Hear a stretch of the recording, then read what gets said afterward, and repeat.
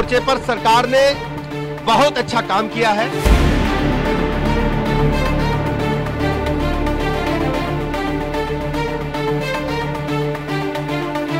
UP में सब कुछ ठीक नहीं चल रहा है, ऐसा कहने वालों की उस वक्त बोलती बंद हो गई जब योगी के साथ एक मंच पर केशव प्रसाद मौर्य और ब्रजेश पाठक नजर आए, और सिर्फ नजर ही नहीं आए बल्कि किसी बात को लेकर चर्चा भी करते दिखाई दिए। तो जो लोग सपने संजोए बैठे थे कि योगी हटाए जाएंगे और उनकी दुकान चल पड़ेगी, तो ऐसा नहीं होगा। उन लोगों की दुकान बंद ही रहेगी। अब एक तस्वीर साफ हो गई है कि यूपी में सब कुछ ठीक है। अब सब ठीक है या नहीं, लेकिन सामने सब कुछ ठीक है। वो सब कुछ हुआ है प्रधानमंत्री मोदी के आदेश के बाद, क्योंकि दिल्ली में जो मीटिंग हुई उसमें प्रधानमंत्री ने साफ संदेश दे दिया था कि योगी को लेकर इस बैठक में कोई चर्चा ही नहीं होगी। और जब मीटिंग से पहले ही ये बात कह दी गई तो फिर किसी की हिम्मत नहीं हुई योगी के बारे में बात करने की। तो आपको बता दें कि यूपी में बजट सत्र शुरू हो चुका है। योगी आदित्यनाथ ने विधायकों के साथ बैठक की, मंच पर सब कुछ ठीक नजर आया। केशव प्रसाद के तेवर जो थे वो भी बदले हुए नजर आए। केशव प्रसाद मौर्य ने कहा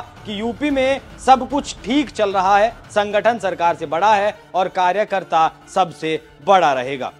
केशव प्रसाद मौर्य ने जिस वक्त ये बातें कही उस वक्त वो मुस्कुराते हुए नजर आए। उनके चेहरे पर कोई चिंता वाला भाव नहीं दिखाई दिया। ब्रजेश पाठक ने भी इस बार बयान दिया, क्या कुछ कहा वो भी सुनिए। देखिए, विधानसभा सत्र में प्रदेश के चतुर्मुखी विकास के लिए सरकार प्रतिबद्धता के साथ काम कर रही है। सड़क, पानी, बिजली, स्कूल, अस्पताल, लॉ एंड ऑर्डर, हर मोर्चे पर सरकार ने बहुत अच्छा काम किया है। मैं सभी विधानसभा सदस्यों का हृदय से आभार प्रकट करता हूं, उनका अभिनंदन करता हूं। कल हम अनुपूरक बजट लेकर के आने वाले हैं। प्रदेश के विकास की गति को और तेजी के साथ आगे बढ़ाने के लिए हम प्रतिबद्धता के साथ काम कर रहे हैं। दोनों डिप्टी सीएम बिल्कुल ठीक हैं या फिर दिखा रहे हैं, ये भी एक बड़ा सवाल है। लेकिन यूपी की राजनीति के लिए तो सही यही है कि सब कुछ ठीक से चलता रहे। वैसे भी जिस तरह की राजनीति केशव प्रसाद मौर्य कर रहे थे उससे दिल्ली आला कमान खुश नहीं था। ये बात केशव प्रसाद मौर्य तक पहुंच चुकी थी और शायद यही कारण था कि केशव को बैकफुट पर आना पड़ा। लेकिन सवाल ये भी है, जब वो बैकफुट पर आ गए हैं तो वो कब तक आए हैं वो भी देखना होगा, क्योंकि जो तूफान केशव ने उठाया था वो भले ही थम गया हो लेकिन मन के भीतर तो चल ही रहा होगा। तो क्या केशव सही समय का इंतजार कर रहे हैं और दिल्ली से भी ऐसा ही आदेश आया है कि अभी भावनाओं की जो लहरें हैं उन पर लगाम लगा कर रखी जाए? तो क्या शाह कुछ और सोच रहे हैं? खैर, शाह केशव के साथ मिलकर कुछ भी सोच रहे हो, होने वाला कुछ नहीं है, क्योंकि जिस तरह से योगी ने यूपी को चलाया है वैसे अब तक